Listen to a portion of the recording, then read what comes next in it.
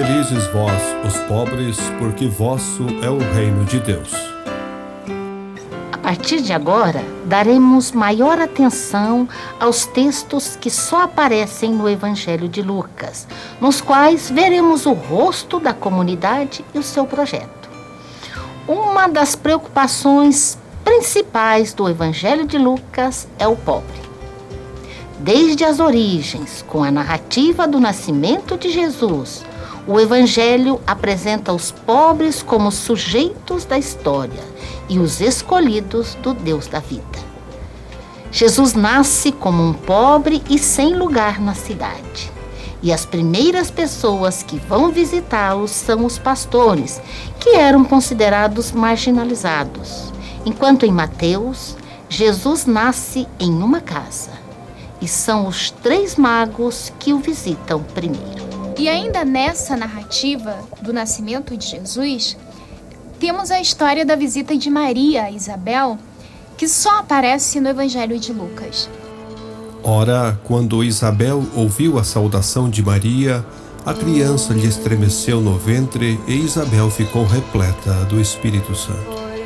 Além de ser estéril, Isabel está com idade avançada. É outra causa de discriminação e humilhação. No mundo greco-romano, as crianças que nasciam de mulheres idosas eram consideradas fracas e rejeitadas. Mas apesar de tais discriminações impostas sobre a figura de Isabel, a comunidade cristã atribui-lhe o papel importante de reconhecer e exclamar o mistério da concepção do Messias no corpo de Maria. O que a comunidade quer com isso é dignificar os oprimidos e denunciar todo tipo de discriminação contra o ser humano. Esse texto da visita de Maria a Isabel contém as exigências do seguimento de Jesus, que é de disposição, solidariedade, se colocando sempre a caminho e acreditando na prática de Jesus, que subverte as estruturas sociais em favor das pessoas que são muitas vezes marginalizadas e excluídas, como é proclamado no Magnífica. O Poderoso fez grandes coisas em mim. Seu nome é santo e sua misericórdia perdura de geração em geração para aqueles que o temem. Agiu com o poder de seu braço e dispersou os orgulhosos de coração. Derrubou os poderosos de seus tronos e exaltou os humildes. Cumulou de bens a famintos e despediu ricos de mãos vazias. O Cântico de Maria, que era também uma oração de louvor e que foi inspirado em textos do Antigo Testamento, como o Cântico de Ana, era provavelmente um hino antigo dos cristãos que foi inserido na narrativa da visita de Maria a Isabel para salientar a fé dos pobres no Deus libertador. Entoando o Cântico de Maria, a comunidade de Lucas manifesta sua fé na prática de Jesus como Messias, que subverte a sociedade estruturada sobre a busca desenfreada de bens e de poder e liberta os pobres e oprimidos para uma vida mais digna. Derrubar os poderosos do seu trono e exaltar os humildes revela o significado profético e revolucionário desse cântico proclamado por Maria e faz a gente pensar: o que significa cantar o Magnificat hoje?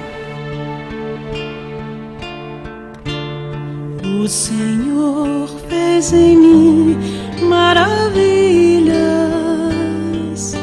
santo é seu nome. O Senhor fez em mim maravilhas, santo é seu nome.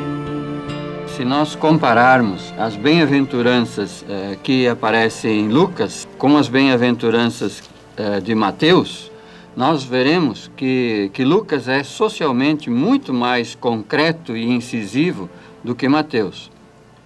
Além disso, diferentemente de Mateus, Lucas correlaciona a bem-aventurança aos pobres com um ai, com uma espécie de maldição aos ricos. Assim, ele também relaciona a bem-aventurança aos que têm fome é acompanhada de uma maldição aos que estão saciados. A bem-aventurança aos que choram é relacionada também a uma maldição aos que agora riem. E a bem-aventurança aos que são perseguidos e odiados é acompanhada de uma maldição àqueles que são elogiados na sociedade. E assim, Lucas combate muito fortemente as desigualdades sociais, que são um escândalo na sociedade em geral, e é um escândalo muito maior quando aparece também dentro da comunidade cristã. A comunidade de Lucas quer nos dizer que não basta seguir as leis da sociedade, do mercado, frequentar a comunidade e os rituais, fazer pequenas obras de caridade, dar esmolas aos mais pobres. É necessário ter sensibilidade para ver e escutar os pobres e injustiçados e, a partir dessa sensibilidade aos pobres e aos injustiçados da sociedade, é necessário esforçar-se para aprimorar as práticas sociais, as políticas econômicas, para diminuir as injustiças e desigualdades sociais. Porém, os pobres, e nós todos, também precisamos prestar atenção aos ais. Eles funcionam como uma advertência contra as seduções da riqueza, do consumismo, do luxo sem limites, que podem levar os pobres e nós todos a nos tornarmos também protagonistas desse mundo da injustiça. A partir disso, fica uma pergunta: o que devemos fazer hoje em nossas comunidades, em nossas cidades, para sermos bem-aventurados e não cairmos nessas maldições?